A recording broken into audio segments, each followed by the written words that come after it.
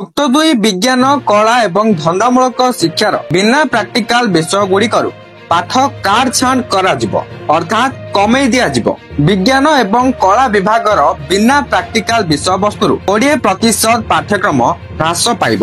ସେହିଭଳି ଧନ୍ଦାମୂଳକ ଶିକ୍ଷାର 50% ପାଠ ବାଦ ପଡିବ। ଏଭଳି ନିଷ୍ପତ୍ତି ମାଧ୍ୟମିକ ଶିକ୍ଷା ପରିଷଦ ବା CHSE ପକ୍ଷରୁ ନିଆଯାଇଛି। ପାଠ୍ୟକ୍ରମ ହ୍ରାସ ଦ୍ୱାରା ଛାତ୍ରଛାତ୍ରୀ 2024-25 ଶିକ୍ଷାବର୍ଷର ବାର୍ଷିକ ପରୀକ୍ଷାରେ ଆଉ କୌଣସି ବିଷୟ ଉପରେ ପୂର୍ଣ୍ଣାଙ୍ଗ 100 ନମ୍ବର ପରୀକ୍ଷା ଦେବେ ନାହିଁ। ହ୍ରାସ ପାଉଥିବା ବିଷୟ ଗୁଡିକ ଉପରେ ବିଦ୍ୟାର୍ଥୀ 20 ନମ୍ବର ଇଣ୍ଟରନାଲ ଏବଂ 80 ନମ୍ବର ଥିଓରି ପରୀକ୍ଷା ଦେବେ।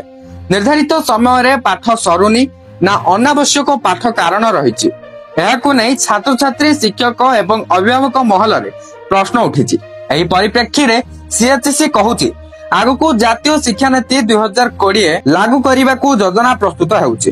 ଜାତୀୟ ପରିଷଦ ଦ୍ୱାରା ପରିଚାଳିତ ପରୀକ୍ଷା ପଦ୍ଧତି ଅନୁସାରେ CHSE ଯୁକ୍ତ ଦୁଇ ପରୀକ୍ଷା କରିବାକୁ ଲକ୍ଷ୍ୟ ରଖି ପାଠ କାଟଛାଣ୍ଟ କରିଛି। ସୂଚନା ଅନୁଯାୟୀ ବିଜ୍ଞାନ ବିଭାଗର ସାହିତ୍ୟ, ଇଂରାଜୀ ଏବଂ ଗଣିତ ବିଷୟର ପାଠ୍ୟକ୍ରମରୁ 20% ପାଠ କଟାଯିବ।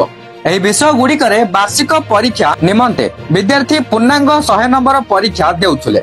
ଉକ୍ତ ତିନି ବିଷୟର ବେସିକ ବା ମୂଳ ପାଠରୁ 20% କାଟି 80 ନମ୍ବର ପାଠ ରଖାଯିବ। ଫଳରେ ଛାତ୍ରଛାତ୍ରୀ ବାର୍ଷିକ ପରୀକ୍ଷାରେ ପୂର୍ଣ୍ଣାଙ୍ଗ 100 ନମ୍ବର ପରିବର୍ତ୍ତେ 80 ନମ୍ବର ଥିଓରି ପରୀକ୍ଷା ଦେବେ। ଏହି ତିନୋଟି ବିଷୟରୁ ପାଠ ହ୍ରାସ କରାଯିବା ପରେ ଯେଉଁ ପାଠ ରହିବ ସେଥିରୁ 20 ନମ୍ବର ଇଣ୍ଟରନାଲ ଏବଂ ଥିଓରି 80 ନମ୍ବର ବାର୍ଷିକ ପରୀକ୍ଷା କରାଯିବ। ବିଭାଗର ପ୍ରାକ୍ଟିକାଲ ବିଷୟବସ୍ତୁରୁ କୌଣସି ପାଠ କାଟଛାଣ୍ଟ କରାଯିବ ନାହିଁ। କଳା ବିଭାଗର ସାହିତ୍ୟ, ଇଂରାଜୀ, ଅର୍ଥନୀତି, ଇତିହାସ ଏବଂ ରାଜନୀତି ବିଜ୍ଞାନ ଆଦି ବିନା ପ୍ରାକ୍ଟିକାଲ ବିଷୟବସ୍ତୁରୁ 20% ପାଠ ବାଦ ଦିଆଯିବ। ପାଠ କାଟଛାଣ୍ଟ କରିବା ପରେ ଯାହା ରହିବ ସେଥିରୁ 20 ନମ୍ବର ଇଣ୍ଟରନାଲ ଏବଂ ଥିଓରି 80 ନମ୍ବର ପାଠ ପରୀକ୍ଷା କରାଯିବ। ଶିକ୍ଷା ଓ ମନୋବିଜ୍ଞାନ ବିଷୟରେ ପ୍ରାକ୍ଟିକାଲ 30 ନମ୍ବର ଏବଂ ଥିଓରି 70 ନମ୍ବର ପାଠ ରହିଛି। ଏହି ଦୁଇଟି ବିଷୟରୁ କିଛି ପାଠ ହ୍ରାସ କରାଯିବ ନାହିଁ। ଧନ୍ଦାମୂଳକ ଶିକ୍ଷା ଛାତ୍ରଛାତ୍ରୀଙ୍କ ପାଠ୍ୟକ୍ରମରୁ ପ୍ରାୟ 50% ପାଠ ହ୍ରାସ ପାଇବ।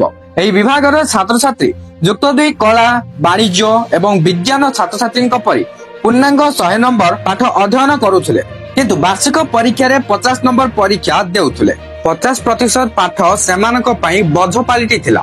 ଅନ୍ୟପଟେ ବାଣିଜ୍ୟ ବିଭାଗରେ ଯେଉଁ ସବୁ ବିଷୟ ରହିଛି ସେଥିରେ 30 ନମ୍ବର ପ୍ରାକ୍ଟିକାଲ ଏବଂ 70 ନମ୍ବର ଥିଓରି ପରୀକ୍ଷା କରାଯାଉଛି। ଏହି ବିଭାଗର କୌଣସି ବିଷୟରୁ ପାଠ ହ୍ରାସ ହୋଇନାହିଁ ବୋଲି CHSE ପକ୍ଷରୁ ଜଣାପଡିଛି। ବିଜ୍ଞାନ ବିଭାଗ ବେସିକ ପାଠ୍ୟକ୍ରମ କମିବା ଦ୍ୱାରା ଛାତ୍ରଛାତ୍ରୀଙ୍କ JEE ମୁଖ୍ୟ, NEET, MBA ଏବଂ କ୍ୟାଟ ଆଦି ବୈଷୟିକ ପାଠ୍ୟକ୍ରମ ପ୍ରବେଶିକା ପ୍ରସ୍ତୁତି ପାଇଁ ପାଠ ଜାଣିବାରୁ ବଞ୍ଚିତ ହୋଇପାରନ୍ତି। ଫଳସ୍ୱରୂପ ଛାତ୍ରଛାତ୍ରୀ ଏହି ପ୍ରବେଶିକା ପରୀକ୍ଷାରେ ଭଲ ସ୍କୋର କରିବାରୁ ବଞ୍ଚିତ ହେବା ଆଶଙ୍କା ରହିଛି। ଏହି ସବୁ ବିଷୟର ପାଠ ପ୍ରବେଶିକା ପରୀକ୍ଷାରେ ଆସିବ, କିନ୍ତୁ ଯୁକ୍ତ ଦୁଇ ପାଠ୍ୟକ୍ରମରେ ପଢା ହେବ ନାହିଁ। ପାଠପଢା ସରୁନଥିବାରୁ ରାଜ୍ୟ ସରକାର ଯୁକ୍ତ ଦୁଇ ପାଠ୍ୟକ୍ରମ ସ୍ତରରେ ପାଠ ହ୍ରାସ ପାଇଁ ନିଷ୍ପତ୍ତି ନେଇଛନ୍ତି।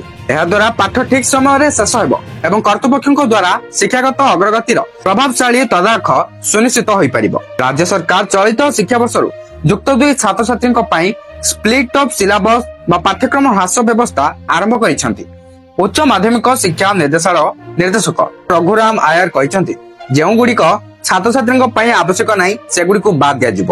CHSE ପରୀକ୍ଷା ନିୟନ୍ତ୍ରକ ଡକ୍ଟର ପ୍ରଶାନ୍ତ ପରିଡା କହିଛନ୍ତି, ସମୟ ଅଭାବ ନୁହେଁ ବରଂ ଜାତୀୟ ଶିକ୍ଷାନୀତି 2020 ଲାଗୁ କରାଯିବ। CBSE ଭଳି ପରିଷଦ ଦ୍ୱାରା ଯେଉଁଭଳି ପରୀକ୍ଷା ପଦ୍ଧତି ରହିଛି ସେହିଭଳି କରାଯିବ। ସେଥିପାଇଁ ପ୍ରତି ବିଷୟରେ ଛାତ୍ରଛାତ୍ରୀ ଇଣ୍ଟରନାଲ ଓ ଥିଓରି ପରୀକ୍ଷା ଦେବେ। ଯେଉଁ ବିଷୟ ଗୁଡିକରେ ପ୍ରାକ୍ଟିକାଲ ନାହିଁ ସେଥିରୁ ପାଠ କାଟଛାଣ୍ଟ ବା କମେଇ ଦିଆଯିବ ବୋଲି କୁହାଯାଉଛି। ଯାହାବି କିଛି ନୂଆ ସୂଚନା ଆସିଥିଲା ମୁଁ ଆପଣଙ୍କୁ ଜଣାଇ ସାରିଲି। ଭିଡିଓଟିକୁ ସେୟାର କରି ସମସ୍ତଙ୍କ ପାଖରେ ଏହି ଅପଡେଟଟିକୁ ପହଞ୍ଚେଇ ଦିଅନ୍ତୁ।